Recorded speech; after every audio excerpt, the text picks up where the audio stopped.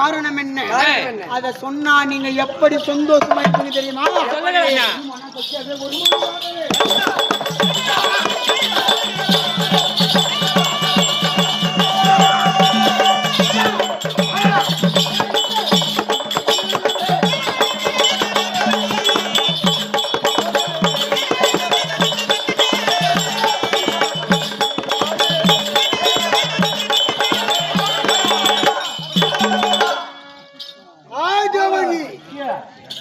ஓ தங்காரோகிணி அண்ணா, உங்கள் இருவரை அழைத்த காரணம் என்ன?